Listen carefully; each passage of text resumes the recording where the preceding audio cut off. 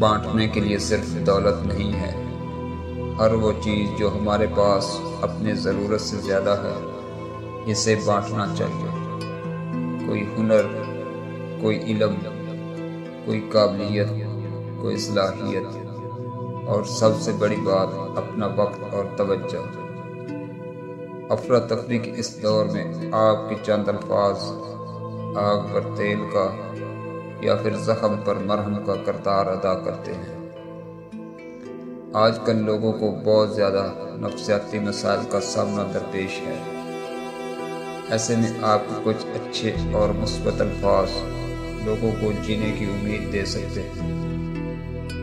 آج کل سب سے خوبصورت تحفہ آپ کا وقت، توجہ اور حوصلہ افزائی ہے۔ لوگوں کی حوصلہ افزائی کرنا سیکھیں۔ نکتہ چینی کرنے یا تنقید کرنے سے آپ کی اپنی ذات منفی اثرات کے تلے دب کر رہ جاتی ہے۔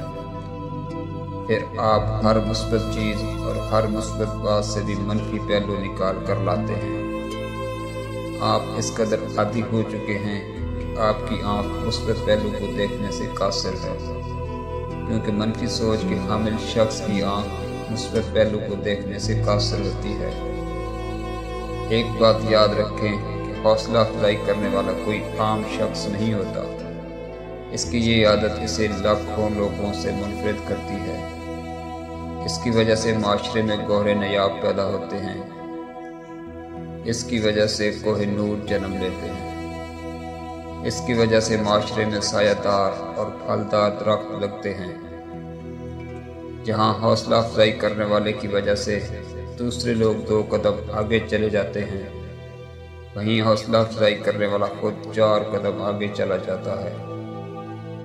جہاں تنقید کرنے والے کی وجہ سے دوسرے لوگ 1 قدم پیچھے جاتے ہیں، وہیں تنقید کرنے والا خود 10 قدم پیچھے چلا جاتا ہے۔ حوصلہ افزائی کرنے کی عادت بنائیں۔ زندگی سیکھنے کا نام ہے، گرانے کا یا تکبر کا نام نہیں ہے۔